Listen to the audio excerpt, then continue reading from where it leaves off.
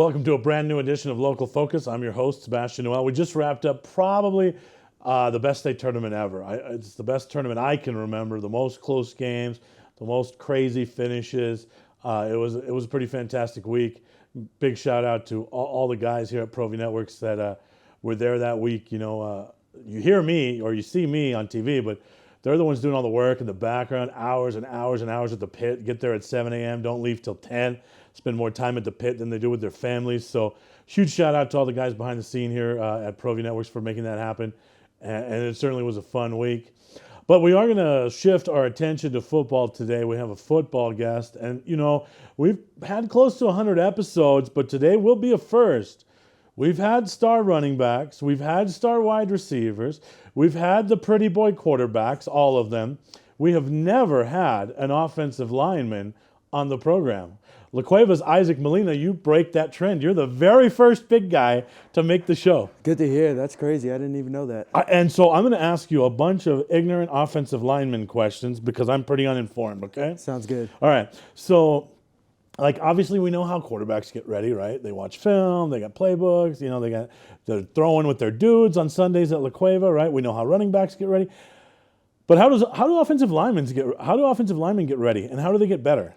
Well, for us at La Cueva, we always do a film study at the beginning of the week and a film study at the end of the week, right before game day. The film study on Monday is going to be our game previous. We're going to figure out what we did wrong and how we can improve that. And then our film study on Thursday is going to be extra film on our opponent the next day. Right. But we're watching film constantly. But what about individual? So I know when you guys are going through practice during the week, obviously you're out there with the first team offense, right, running your stuff. But that's more of a team thing. So when you're just working solo, how does your technique get better? How does an offensive lineman improve their solo technique while they're not just out with the first team offense? So one way that I found helpful for me is I like to go out and do some field work, but I'll film myself. So I'm doing ladders, pushing the sled, but I'll film myself, watch it in slow motion, and then see the little tiny things that I could work on. All right, what are you looking for when you do that? When I'm pushing the sled, it's hand placement and head placement. All right, where does that need to be? So you want 3 points of contact, right? So you want your hands right around the nipple line and your head right underneath the face mask of the defender. Okay. And then what else are you looking for when you do other stuff? What are you looking for when you film it? I'm looking for my feet constantly. Footwork is the most important part of being an offensive lineman. So if you have slow feet, you don't eat, is what they say. Slow feet don't eat. Okay. So I guess how much individual work then goes in versus how much team stuff with the first team offense? I would imagine that's a balancing act, right? Because obviously you always have to be out there for drills and anything with the first team offense. But then how much time do you spend away from that just doing you? So at La Cueva, our practices are half and half. So we have an individual time slots, and then we have team time slots. Right. When we're in the individual with our lineman coach, we're doing individual drills either by ourselves or with a partner that we work with the most. So with me, it would be with my left tackle. We're always constantly doing that, and the coach is watching us, and he gives us little tips and stuff that we need to work on to get better. But then how many times is your quarterback, because you know how quarterbacks are, right? Yeah. So how many times are they like, hey, come over here, I want to throw? And then, do you ever say, no, man, I'm working on me right now. I'm working on the sled. How often does that happen? Thankfully, it doesn't happen with me because I don't got to worry about the quarterback. He lets us do our thing, right, and he trusts us 100%, which I really appreciate. And then, obviously, statistically speaking, quarterback, the stats are front and center in the paper, right? Front and center on our game broadcast. Same thing with running back. Same thing with a receiver. But I mean, what's a good game for you? What do you look at? Do you look at the quarterback numbers and say, hey, my quarterback had a good game, that means I had a good game. My running back had a good game, that means I had a good game. Or what are you looking at? Me personally, I like to run the ball, so I'm always looking at the rushing yards, but passing yards as well. If we don't give Aiden time to throw the ball, then we didn't do our job. But with the running yards, I'm always looking for at least 175 every game. And then are you looking at, you ever, as an offensive lineman, do you ever peek at, your quarterback's uniform? Oh, yeah, it's clean.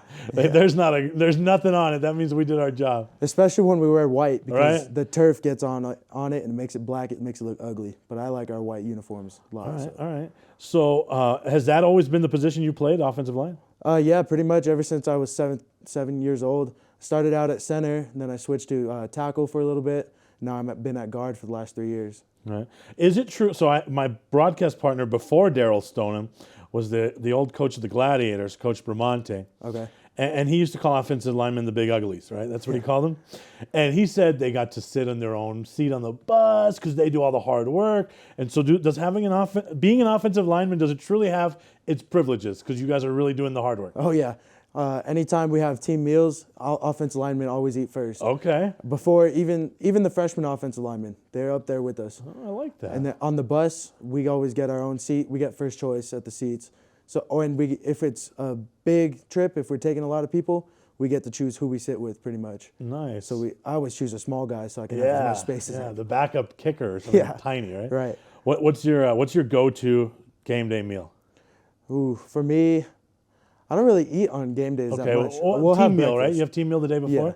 What's the go-to there? Like, what's the big one? The boosters put it together, but it's a lot of pasta, which I really like. Okay. I love the carbs before the game. All right, so like an loads. average day during the season for an offensive lineman, how many carbs are you putting away?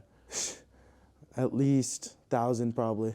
Like close. if you and the offensive line, like when do you guys go to Olive Garden? Do they like lock the doors and say shit?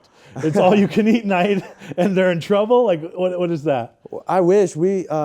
A lot of the times we'll go like with our group. So like I'm a senior, so a lot of the seniors will hang out together. We'll go to the Chili's or the Applebee's most of the time. That's our place that we like to eat at. All right. It's nice. Where have you done the most damage? Like, where like are we talking number? Like, what's the most wings or what's the most pizza or actually, where have you done your best work? So at the beginning of every season before our first game, the offensive line and defensive line, we get together and we have a wing eating contest. Oh, Josh, we have to film that. That's how have we not known about that? This is not televised? No. That is a missed opportunity, my man. All right, tell me more about this. So we pretty much get a minute and as many wings as we can eat, bone in, obviously. Okay, that's the real Boneless wings. is cheating. Yeah, that's nuggets. Yeah. It's adult nuggets. Right. Okay. So tell me about this year's. How did that go? I took third, so it wasn't my best performance, but Right. it was a lot of fun. We had a lot Are we of talking wings. breaded wings, naked wings? Are we talking buffalo wings, flavor of choice? You know, because I'm an Asian zing, Caribbean jerk guy. Right. I'm not a buffalo guy. So what are we? I need the particulars. So we just get Wingstop. We get about 5 different flavors, and right. you choose however many you think you can eat in that minute. You get them all in your flavor that you would like, and then once the minute starts, you eat as many as you can. How many did you eat? I had 6. In a minute? Yeah. That seems like... It seems small, but you got to try it. It's a lot harder than it looks. All right. I wish I would have known about this before the show. I would have picked up some wings. Who won? It was our center, Jaden Garcia. Okay. How many did he eat? He had, I think, 10. 10. Yeah. Josh, I think we could beat that. Don't you think? I don't know. We're going to try it. My director and I, Josh Brown, we might try that next week on the show. We'll let you know. So, anything? I mean... So that offensive lineman group, it's a pretty special group, right? Yeah. The bond? Yeah. Our bond is like no other, in my opinion. I think we have the best bonding out of all of our position groups because we're constantly together. We're constantly watching film together, doing field work together, lifting together. Like, we go out in the mornings. Our practices are at 6 a.m. every day. But the offensive line, we made a deal with our offensive line coach. We said, if we can go out there at 5:30 every morning, we won't miss any practice or anything. We're out there 5:30, working hard, getting better before the rest of the team is even out there. Right. Well, one thing I did not expect to see a big offensive lineman doing is wearing a Nature Boy Ric Flair robe. We're going to talk about that when we get back with Isaac Molina.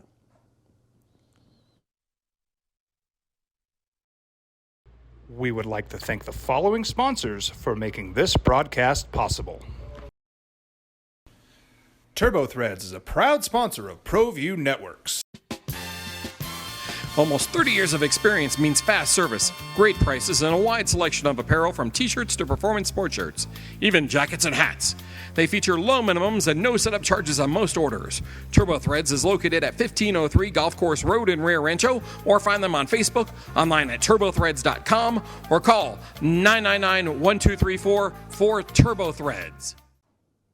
Back with La Cueva's Isaac Molina, where we were talking before the break about this robe, right? Yeah. That's when I knew I had to get you on the show one day because I knew you'd have some personality.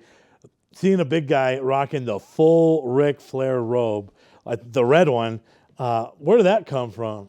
Every week, our captains are chosen based on the performance the week before. And that week I just was, did good enough to become Offensive Player of the Week. That's one of the perks. Once you become Offensive Player of the Week, you get to wear the robe for that game on your exit. And what's cool? I mean, obviously it was on TV, so that was cool. Did you get a lot of texts about that? Honestly, I didn't. I don't No? know. Some people weren't paying attention, I guess. Right. But, I mean, it was nice, I think. One of the other things that we do is for the offensive lineman of the week, we have a flag. It says Pancake Platoon. Right. I don't know if you've seen that before. Right. We fly it when we run out of the bear. So the offensive lineman of the week gets to carry out the flag every week. How cool was it this year? Like, so, you know, I mean, as people know, during the season, we were not streaming APS games, right? Obviously, that was all still up in the air. But you guys had a bunch of road games in a row. Yeah. That we ended up doing. So we ended up turning into like the La Cueva Football Network, basically. Yeah, right. We had you guys almost every week. How cool was that to be on statewide TV on My 50 pretty much every week? Oh, I loved it. I was able to go back and rewatch the game and see Right. what you guys were saying about us, because obviously when you're down there on the field, you don't really have time to think about it. But watching it back and hearing what you guys have to say about us and the other team is so cool.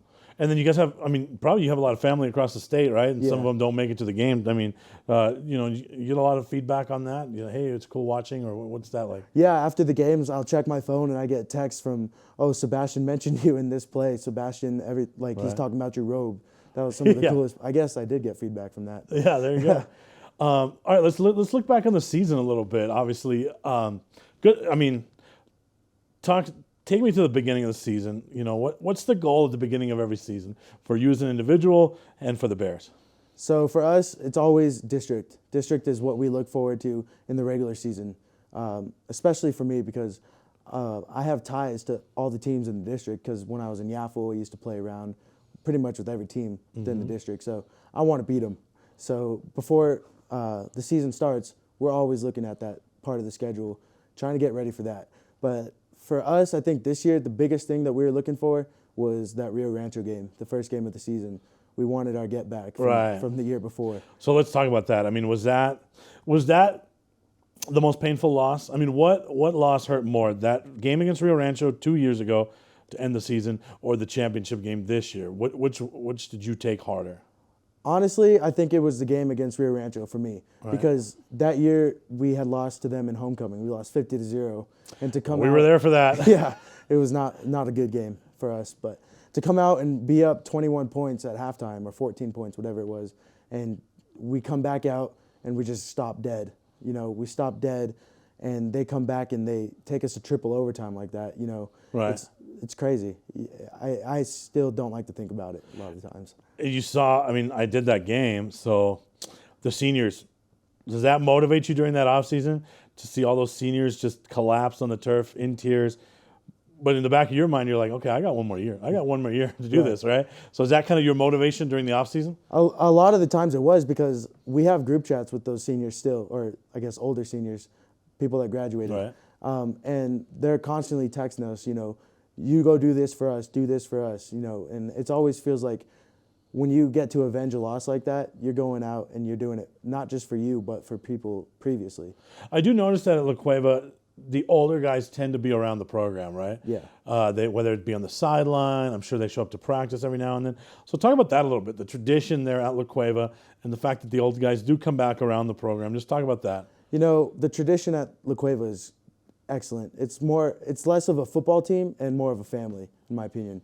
So people want to come back and, you know, talk to us before practices, before games. Devin Dyer, he was there at the state game on the sideline. He was constantly talking to us, getting in our, motivating us to go out there, score again. Because at the state game, we got stuffed in the second half. Right. We couldn't score until the end of the fourth quarter. We started scoring again. But the older guys are constantly talking to us, and I really enjoy it. They're like my brothers still, I call them. Who, when you were younger in the program, who helped you out the most from a player's perspective? Who kind of took you under their wing and guided you? So there was a guy older than me by 1 year. His name was Edgar Cuvas. My junior year, he played right tackle.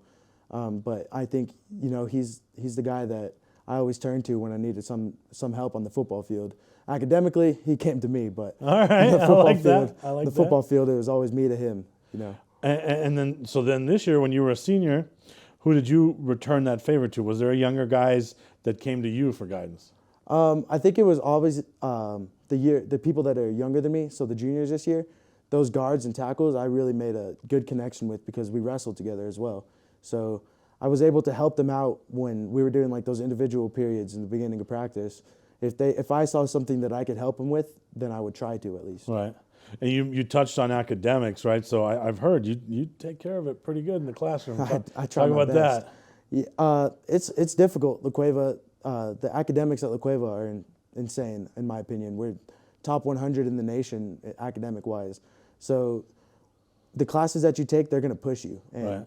I enjoy that personally. I like to be pushed. So when I get those homework assignments, I get them done, turn them in. If anybody else needs help on the football team, obviously you want everybody eligible, so you want Right. to help everybody out. You kind of become a tutor for free. So is that that's not, I love that you mentioned that because, yeah, I mean, that's obviously a coach's responsibility to check eligibility, right? But so you guys hold each other accountable as well in the classroom, right? Yeah, because your brothers will tell you more than they'll tell the coach. So I think before the coach, you're probably wrong, that somebody's in grades trouble. Right. So when that happens, you always find the resource. One of our other guards this year, Charles Shue, he's one of the smartest kids I know. So anytime anybody needed help, we would always ask him to help you. Now, he was one of those guys that charged you for it, but Hey, that's entrepreneurship, right? That's what it's all about. I don't blame him one Right? bit. I would too if I was in his shoes. All right. So we do this thing called the top 5 list, right? Okay. And hopefully you've seen the show. It's top 5 things that our audience does not know about Isaac Molina. Okay. Okay? And they can be anything, sports related, non-sports related. So let's do that right now. The top 5 things that we don't know about Isaac Molina. Number 5. Okay, number 5, I used to play trumpet back in middle school. It was pretty good. But Oh, were you? Yeah. Like we're talking like jazz and the whole 9 yards, or what? yeah, anything that they put in front of me, I would learn to play it. Okay. But when I came to La Cueva, they said that if you wanted to play trumpet, you had to march. So I didn't want to march, so I quit. All right. Okay. Number 4. Number 4, I moved to Albuquerque from Roswell, New Mexico when I was 3 years old. Okay. So you could have been a coyote. Yeah, I would have been a rocket, actually. Oh, okay. All right. Yeah, my dad went to Goddard. Okay. Oh, rich history Tradition. there. All right. So you're a Roswell boy. All right. Yes, sir. Number 3. I played pretty much every single sport you can think of except for soccer. I used to play tennis in the summers. Tennis. Basketball I started. Baseball. Baseball was my first sport. Okay. Football, obviously. I wrestled, and I right. play rugby. Rugby, all That'll be right. number 3, Yeah, by the way. yeah. Play rugby. Okay. We won state last year, actually. Okay. Number 2. So we're on number 2. So that's the number 2. Is it you won state in rugby? Yeah, we won state. right. This is the ring that we got. Oh, that is pretty nice. Check that out. All right. So when did you get into rugby, or how did you get into rugby? So my school, it's traditionally in Albuquerque is a Mormon-run sport. Like a lot of the Mormon boys play it. Okay. And my school has a lot of Mormon kids Okay. that I'm friends with. So they kept trying to get me out since my freshman year. They're like, you should come play rugby. You'd be really good. All right. And I always kind of put it off because I wanted to do track. But Okay. then I kind of got bored of track, so I said, whatever, I'll go try it. Did it help with football technique? In my opinion, it did because there's certain parts of the game where you learn to push differently. Okay. You got to use your legs a lot more, and it's a lot of running, so it kept me in shape. All right. All right. The number 1 thing we don't know about Isaac Molina.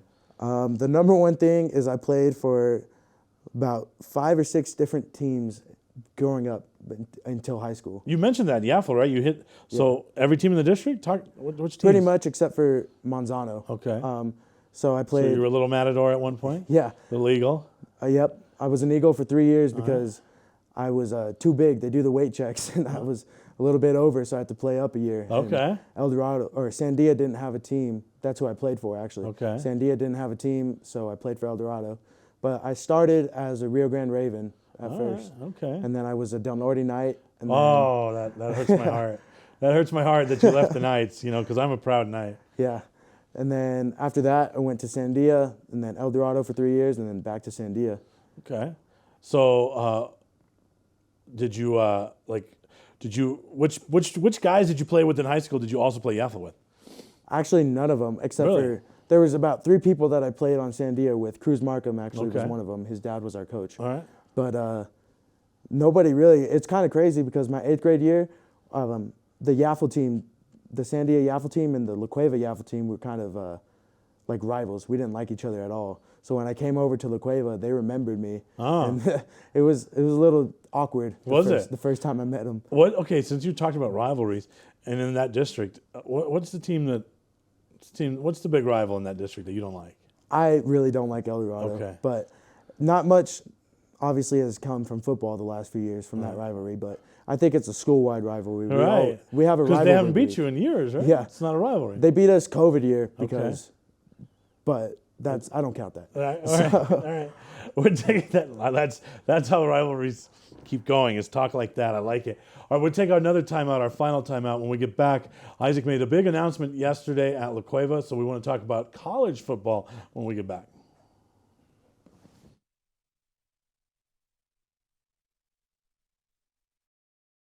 We would like to thank the following sponsors for making this broadcast possible.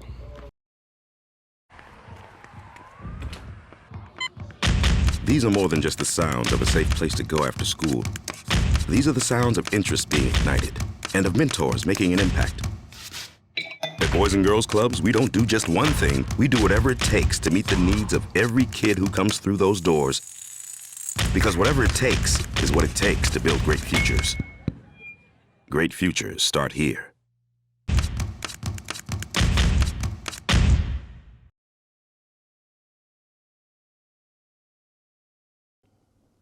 Back with La Cueva's Isaac Molina. All right, you made the big announcement at La Cueva, so tell our audience about that for those of them that don't know. Okay, so next year I'll be attending Iowa Wesleyan University up in Mount Pleasant, Iowa, to play football. So that's a far way away. Yeah. How did that come about? How did that all end up shaking out? So I went to a camp in Denver last year, and their prep red zone team, I guess, wrote about me. Okay. So the recruiting coordinator from Colorado actually saw my name on the Colorado red zone, and he came to my Twitter and saw my highlights, and he hit me up and he set me up for a visit out there. We got the offer, and I signed out there. So you went on a visit. Yeah. How did you enjoy that? It was fun. It's far, 16.5-hour drive, but It's a long drive. yeah, the campus I really enjoy. It's nice and small, Right. and the student body over there is majority athletes, Okay. which I really enjoy because the people around you know exactly like what it's like to be an athlete. Did you, now when you were driving and you're just driving through hours of cornfields, were you like, what am I getting into? Yeah, pretty much. It was crazy because I'm not used to that around here. I'm used Right. to seeing nothing, and I get to go up and see all kinds of farmland. It was kind of weird. Right. So has it always been a dream to play college football? For me, yes, always. I always wanted to be a Texas Longhorn. That's who I Okay. like. So, but unfortunately, I just didn't grow big enough to be going to. One Hey, of they're those gonna big put some schools. corn on. They're gonna put some corn pounds on you, and you never say never, man. That's all. Everyone. I guarantee you, everyone's road to Texas is different. Yeah, that's true. So there's never a never. That you start eating enough corn out there, putting up some film and putting up some numbers. You could be a Longhorn one day. What was there an option to stay in state? What was that? What did that picture look like? So one of the in-state schools that I had been talking to was Highlands. Okay. They offered me as well, but I took up a visit up there, and then a few weeks later I took my visit to the Iowa school, and I really enjoyed the Iowa just Right. a lot better. I like the coaches from both schools and the community around both schools, but Iowa just a little bit better in my Right. opinion, for me. How's the family reacting to all this? They're ready to see you go? Are they scared, excited, all of the above? I think- What was that? Take us into that whole thing, how that went.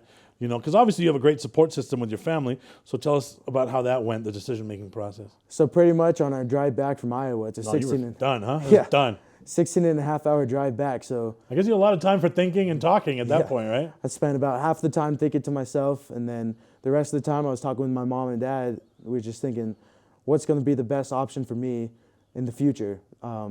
So after that, that's the conclusion that I came up with. My dad always says he doesn't want to tell me where to go. He wants to support me whatever I choose. So I chose out there, and here I go. So yeah, that's exciting, man. So what? I guess what happens between now and when you leave? Now, pretty much just lifting and getting out back on the field again. Me and Gray Smith, our right tackle from this last year, he signed actually to Fort Lewis up in Colorado. Right. So me and him, we're planning on getting out in the gym every day, going out to the field at least 3 times a week, just getting the footwork in, getting ready. We're going to go out and compete. this is, forgive me for asking another really ignorant question, okay? But obviously, we know where quarterbacks go to get better, right? Yeah. Then you can go to, what's the place, 8th grades, Yeah. you can go to whatever, right? So, like, is there a specific offensive lineman guru or facility that you can work with here in New Mexico, or how does that work? For me, I really haven't been looking for one of those Okay. because I like to do stuff like either on my own or with Okay. my close friends. But I'm sure there is somewhere. Right. But me and Gray, we like to work on our own. So we're just going to go out in the gym. We like to go to, what's it called?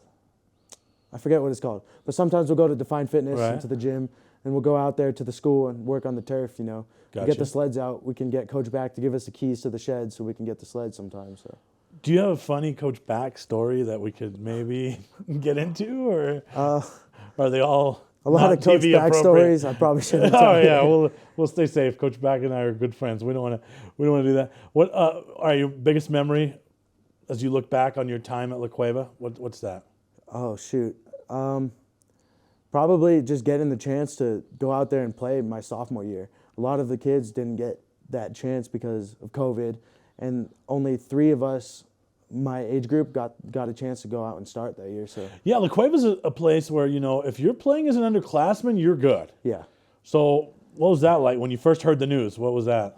I mean it was weird.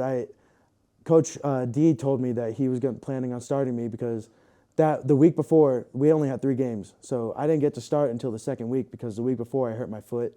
So the second week when he told me that he was going to throw me in there, I was like in shock kind of. And then I told my dad, and he talked about it because he played football for Goddard, and he talked about the experience, and I was just ready. Did he play as a sophomore? Yeah, he started at linebacker as a sophomore actually out there. So you guys are on equal footing there. Yeah, except I got pulled up to varsity as a freshman. He didn't. You had the one up on Pops. I like it. Hey, man, well, congratulations. Continued success. I know you're going to kill it out there in Iowa, and thanks for coming. Thank you. Thank you for watching, everyone, and good night.